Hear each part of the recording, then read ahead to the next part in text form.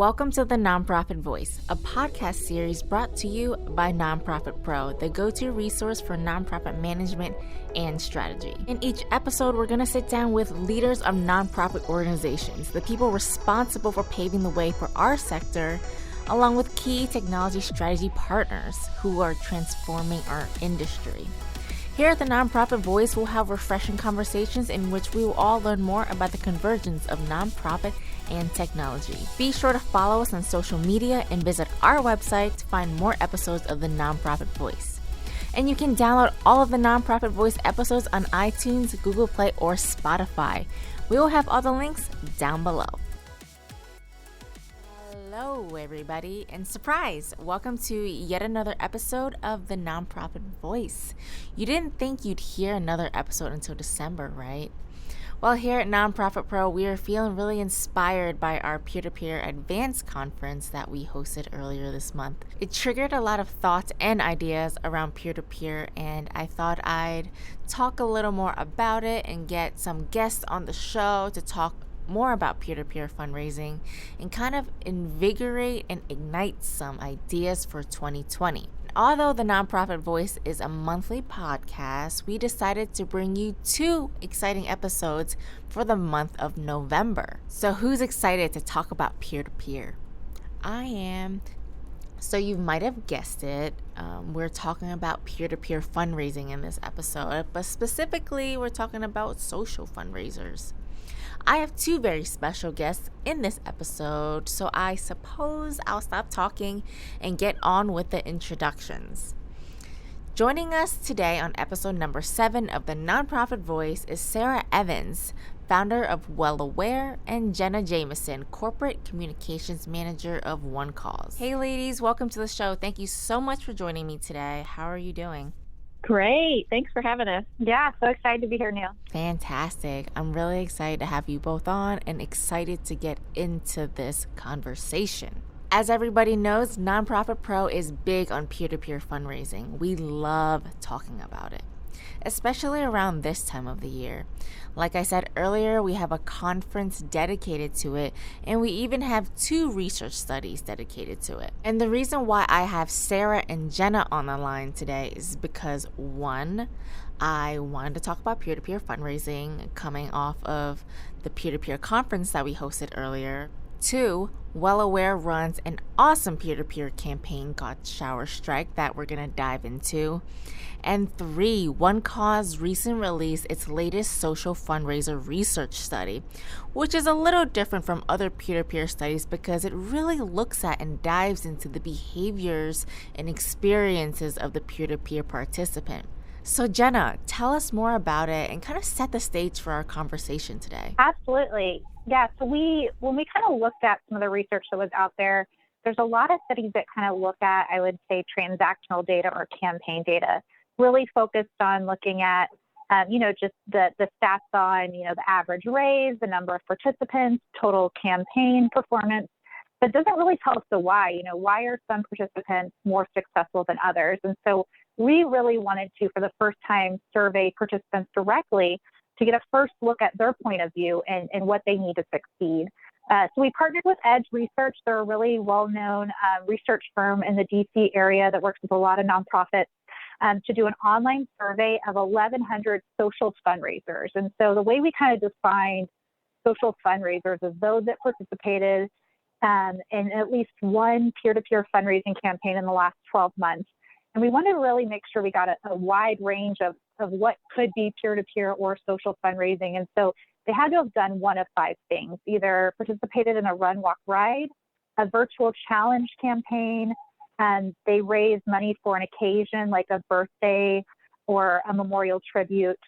They sponsor a crowdfunding campaign that was for a nonprofit or a cause, not an individual, or they organized or sponsored an event on behalf of a nonprofit. So really trying to get that whole spectrum of what peer-to-peer fundraising has become. I like the different spin you do on it, where you don't look at peer-to-peer fundraising as a whole, but instead you look at the peer-to-peer fundraising participant.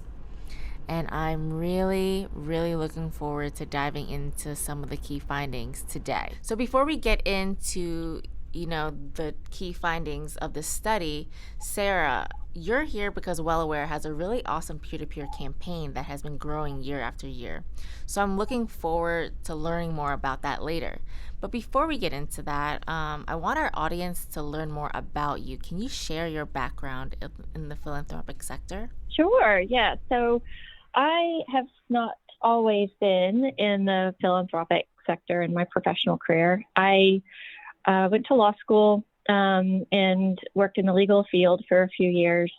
I found myself working on a project in Kenya because a friend of mine approached me and asked if I would help raise some money and write up the nonprofit paperwork to be able to take donations for some livestock in a rural village in Kenya. And I really wanted to help support this project. And in my learning more about this village and all sort of the global impact of a lack of water, I realized that we probably needed to provide a water source as opposed to just replacing the livestock that would then need to be replaced again because there was no water to maintain the livestock.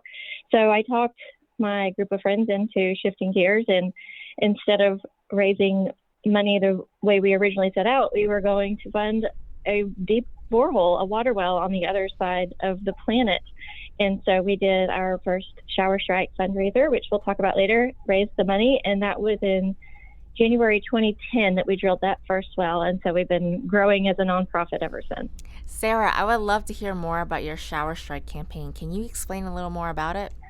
Of course. So I'll tell you how it all started. When we were trying to figure out how to raise money in the very beginning, we were brainstorming about what we could do that was a little bit weird to stand out from all the other fundraisers.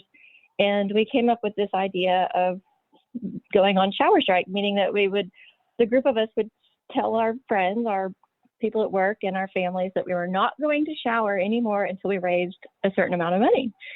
And in the beginning, it was an experiment, but it worked. And we raised $25,000 in a week. And so we decided to continue to do the campaign annually after that. And it has certainly grown, and it's more of a turnkey event for us now.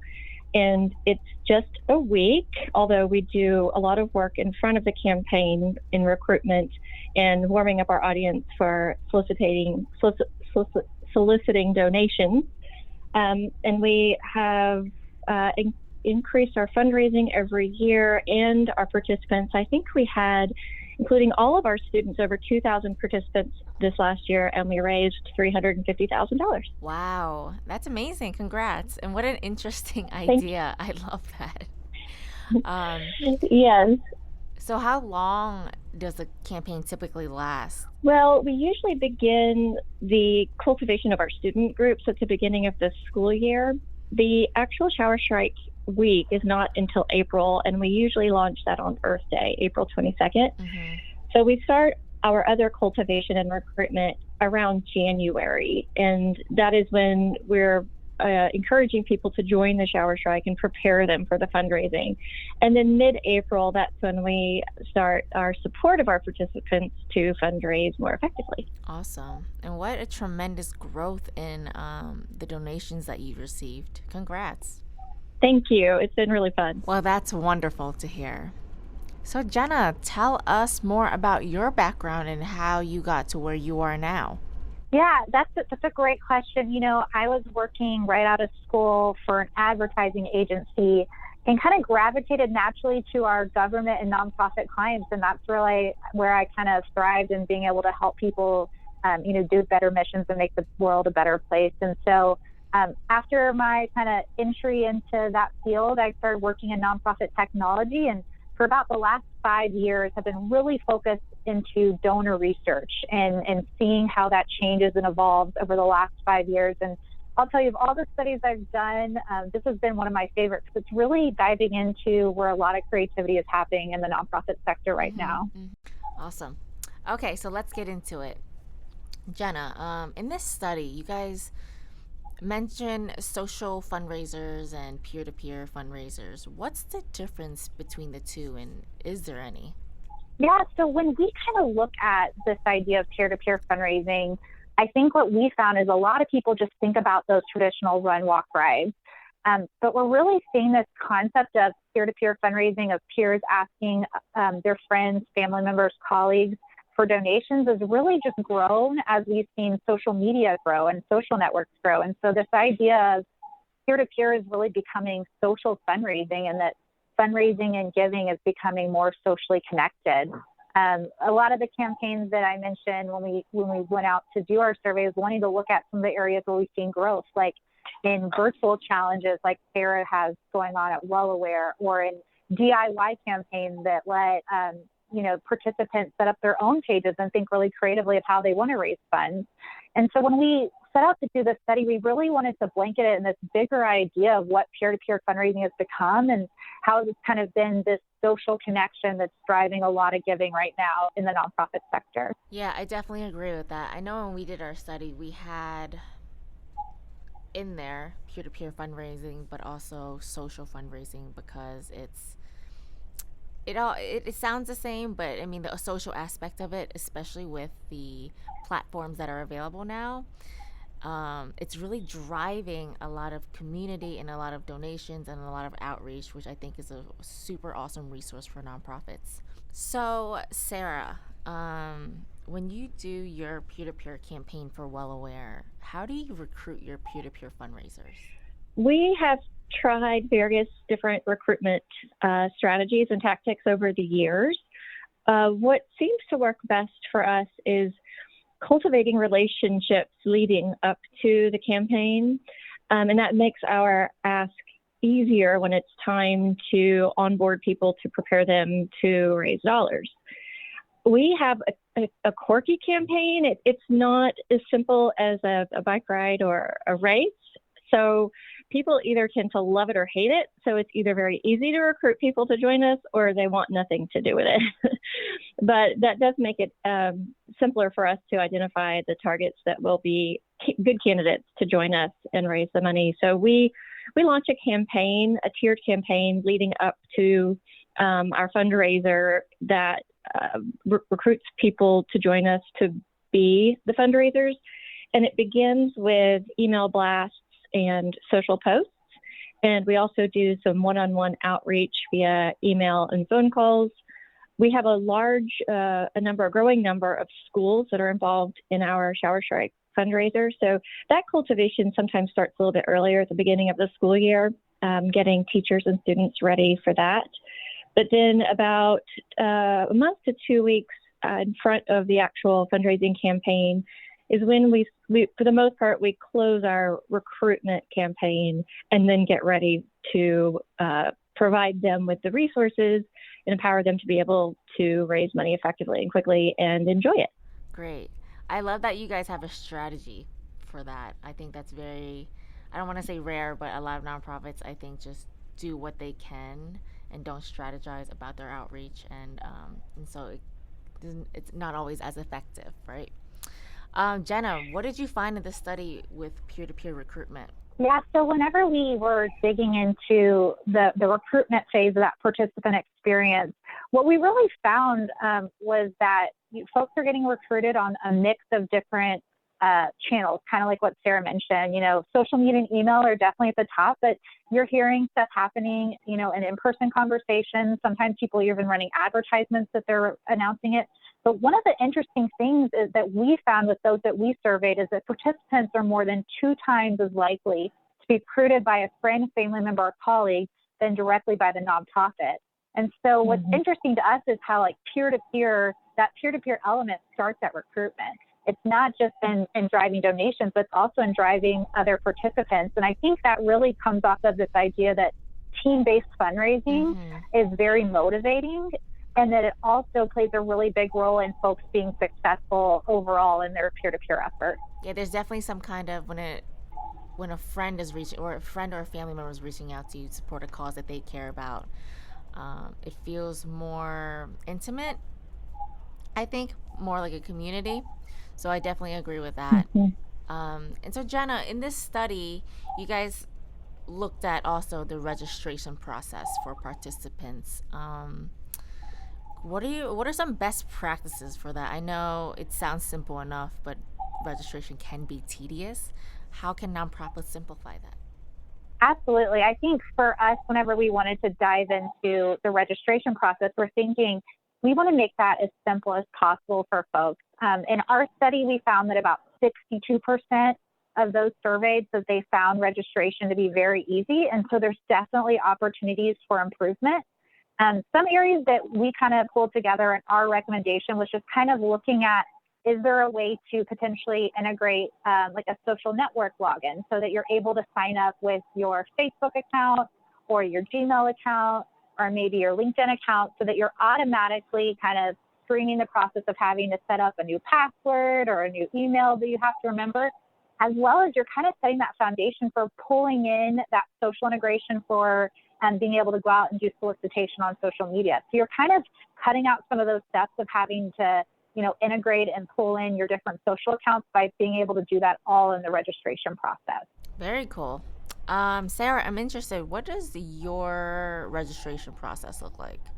Yes, so we've been doing our campaign for 10 years now, so it has evolved over the years for sure. In the very beginning, I was staying up late and coding buttons in PayPal, and it was not at all smooth. But now that we have a really lovely, intuitive platform that is the OneCause fundraising platform, the registration process itself is pretty seamless. I love the idea, Jenna, of the social integration. I think that will make it even easier for people to sign up. But we sometimes have to walk people through the sign-up process. We have actually, for a virtual campaign that sounds like it would attract younger people, we have a pretty good number of companies and professionals who have been in the professional world for a while, who sometimes need a little extra support on a digital platform getting onboarded. So we offer what we call our Shower Strike concierge that is available for questions to get registered. But overall, we find that once somebody has clicked on the button that we have put out there in an email or on social channels, once they've clicked the button, it's pretty easy for them to get signed up. And more often than not, that they're registered in 30 seconds, and then we're ready to start sending them instructions on fundraising. Oh, that's great. I love that you have that concierge service. Is it online, like a live chat? No, but that is a really good idea, actually. The platform itself definitely has tech support that's online. Ours is typically, it's our contacts that need extra support. So it is just somebody's cell phone number, and they are available to text or hop on the phone. Yeah. Oh, that's awesome. And Jenna, I love what you said about the social integration aspect of it, and especially when it comes to registration. A lot of people do it on their phone, right? And so whatever social platform they use, whether it's Facebook or LinkedIn, it's automatically synced, and you can click that button and you can automatically autofill all the places on the form. So I love that. So the next thing I want to talk about is, we talked about recruitment, we talked about registration. Let's talk about the actual event experience. And Jenna, in your experience, doing this study and talking with a lot of your clients, what details resonate with participants? When it comes to building that really engaging fundraising experience, what we kind of saw from folks that we surveyed is that they like a mix of different motivators. We actually asked them, what did you find as the most motivating aspect of your fundraising experience? And the top things were things like seeing the progress of their friend groups or being a part of a team, but also things like getting notifications when they get donations or having activities that help generate buzz were really important to them. I think what the biggest thing here is how you keep people engaged daily. What we saw was that those that were engaged with the platform, with the campaign, at least once a day, were more likely to both exceed and meet their goals. And so the idea of building an experience that keeps people engaged, that keeps people excited about fundraising is really important. One of the more motivating factors that I know, Sarah, you guys have had a lot of success with is matching gift days, because it not only, gets your participants excited, but it also kind of bridges that challenge that people sometimes have in motivating people to give, because this matching gift makes your gift, twice the power, basically. Yes, Jenna's right. Everybody loved a match. So And we've been having our match day pretty much the same day during the week of our campaign for years. And so we're thinking this next year, we might try to change that up because our repeat advocates are onto us and they know to wait to ask for donations until it's match day. I think we're going to probably end up having 2 this next year. But another way that we've been able to really engage participants that was surprising to us in the beginning was competition. So we enjoy pitting teams against each other in a friendly, positive way, of course, because it's for a very good cause. And sometimes they come up with their own prize for the winner, and sometimes we help facilitate that if it's a couple of companies. But it really picks up the fundraising when you're not just working for a good cause and you're building your team. If you're working for a company, but you're also going to beat somebody, it really does motivate people. I love that. And there's a little bit of a gamification aspect of it that people really love. They're more engaged, they pay more attention to it, and because people can be a little competitive, they definitely want to outdo everybody else. So I think that's a great aspect.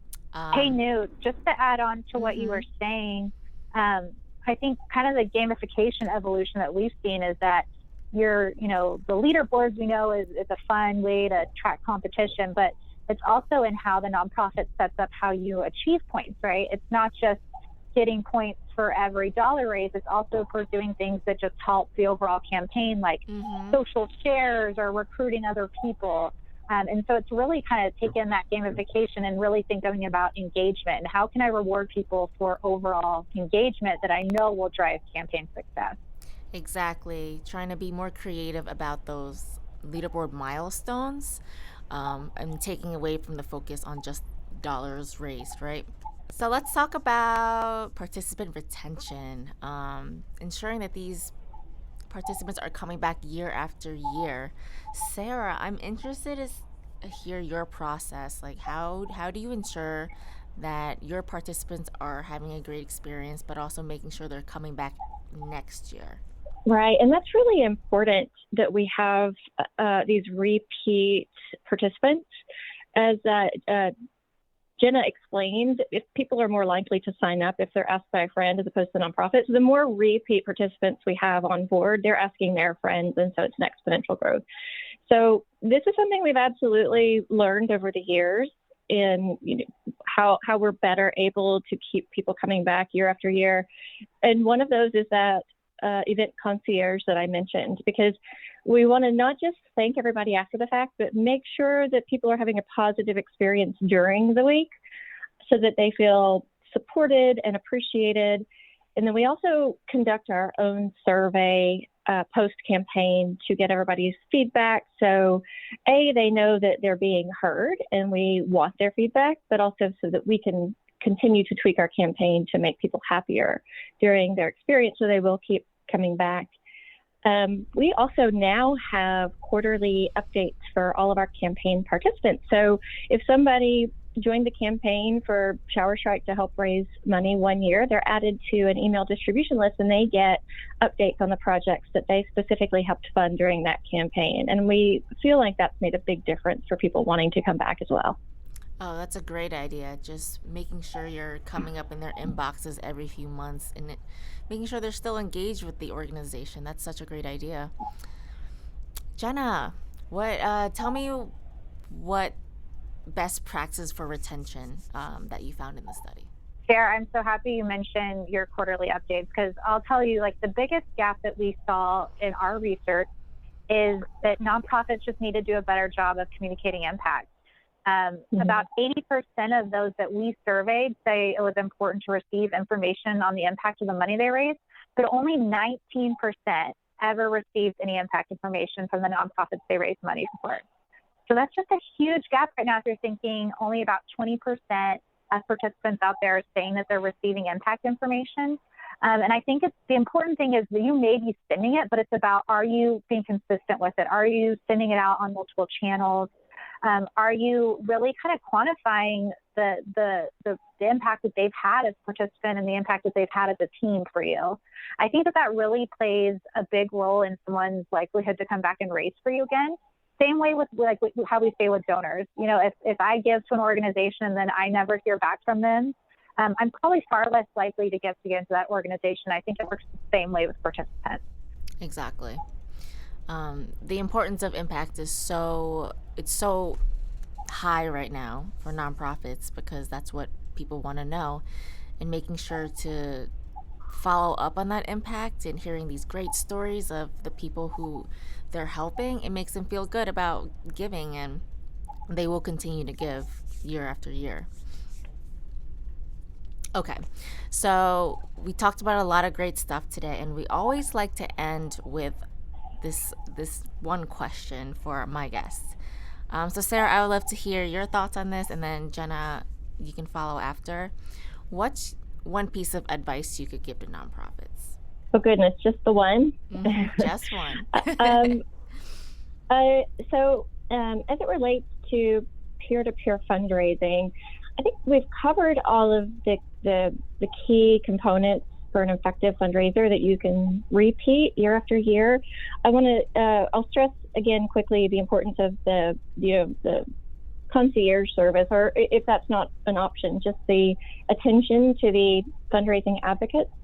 But also, I think it might be an overlooked opportunity once you've completed a peer-to-peer campaign. All of the new contacts that you have and cultivating those new contacts. We've had a lot of our major donors come out of our random contributions from our Shower Strike campaign. So there's a lot of value in that updated contact list right after a campaign. So that's my 2 pieces of advice. For me, I think it's just thinking about that full participant experience. The way we kind of look at it is it's kind of a cycle, right? We know that you go through recruitment and registration, and then you're doing the actual fundraising, and then the campaign ends, but you're starting to recruit right away. And so it's really my advice to a nonprofit, if you haven't already done so, is to really break down that participant experience, go back through it as you're, with a fresh set of eyes, survey, get feedback on it, and especially look at it through the mobile participant experience. What we're seeing is that majority of peer-to-peer fundraisers are accessing their campaign via mobile device. And so if you haven't done it via mobile device and you've just been testing on desktop, you could be missing out on maybe some challenges that are happening right now for your participants, but also opportunities, using some of the native mobile applications like text notifications or native image file sharing that's kind of built into your mobile device. Is just a great opportunity there for, if you haven't done so as a nonprofit, to really think about how am I building up that mobile participant experience. That's great. And I like how you both focused on the participant experience overall. And I think that's such a it's such a great opportunity for nonprofits, just kind of sit back, take a look at how their participants are connecting with these platforms and what the user experience is like, so they can improve on it, because that will help the participant come back year after year, right? Absolutely. That's right. So that about wraps it up for today's episode. I want to thank all of our listeners for listening on today's podcast. And Sarah and Jenna, it's been an absolute pleasure talking to you both. Thank you so much for joining me today on the Nonprofit Voice and sharing your insights and expertise on social fundraisers. So on behalf of Nonprofit Pro, we will see you in the next episode of the Nonprofit Voice. Have a great day.